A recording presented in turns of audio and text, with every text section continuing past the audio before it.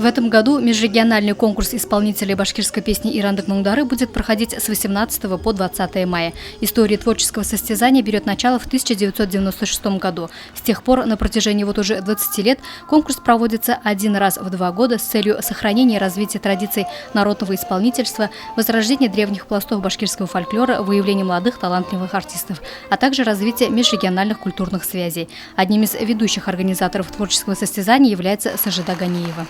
Межрегиональный конкурс исполнителей башкирской песни «Ирандык Муңдары» в этом году будет проходить 13-й раз.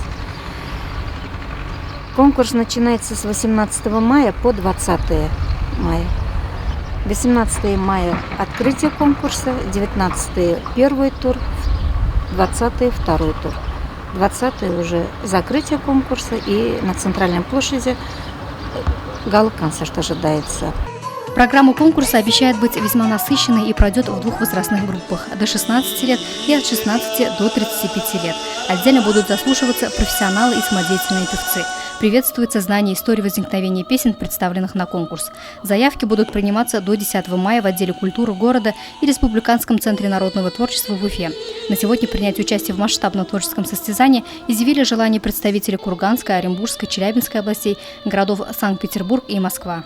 В этом году нам заявку дал молодой человек с Казахстана, с Республики Казахстана, Нурбулат Арзамасулы. Ожидается его приезд.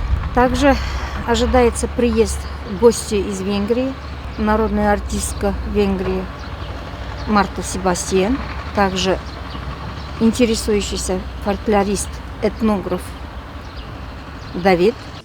Ежегодно в составе жюри работают ученые-фольклористы, известные деятели искусства и культуры региона, специалисты Республиканского центра народной культуры. В настоящее время организаторы ведут активную подготовительную работу для того, чтобы межрегиональный конкурс исполнителей башкирской песни «Ирандык Муңдары» и на этот раз прошел ярко и масштабно. Луиза Мустафина, Дамир Хайбулин, Гульгина Раскильдина, телекомпания СТВ.